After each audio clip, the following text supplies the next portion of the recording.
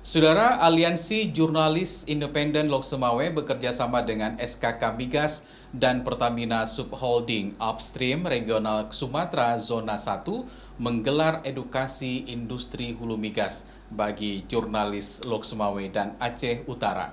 Kegiatan tersebut, saudara, berlangsung di Hotel Lido Geraha Lok Sumawe secara luring dan daring dengan penerapan protokol kesehatan yang ketat. Sebanyak 42 jurnalis berbagai media di Lok Sumawe dan Aceh Utara mengikuti edukasi migas yang digelar Aliansi Jurnalis Independen Lok Sumawe bekerjasama dengan SKK Migas dan Pertamina Subholding Upstream Regional Sumatera Zona 1 di Hotel Lido Geraha Lok Sumawe.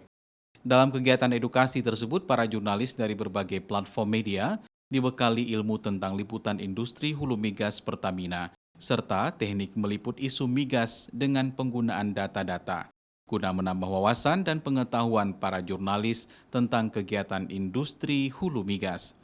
Kegiatan tersebut berlangsung secara tatap muka dengan penerapan protokol kesehatan yang ketat guna mencegah penyebaran COVID-19, sedangkan sejumlah narasumber memberikan materi secara virtual, yaitu Field Manager PHE NSO, Redaktur Ekonomi dan Bisnis Majalah Tempo, dan Redaktur Eksekutif Kata Data.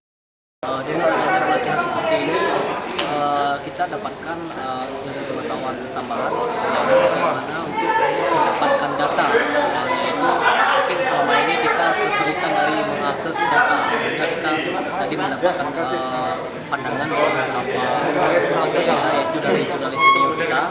Kita sekarang bisa lebih memudahkan untuk sedata melalui website resmi. Kita sudah menyelesaikan serangkaian acara media gathering di Lok Sumawe. Antusiasme kawan-kawan jurnalis cukup tinggi. Acara dari pagi hari sampai sore ini alhamdulillah padat, pembicara juga dari Jakarta, dari internal kita sama luar, itu alhamdulillah lancar, mendapatkan insight-insight, inspirasi buat kita semua, semoga bermanfaat buat kita. Para jurnalis berharap agar kedepannya pihak Pertamina terus melakukan edukasi tentang migas untuk menambah wawasan yang lebih kepada jurnalis di Aceh yang merupakan salah satu daerah penghasil migas.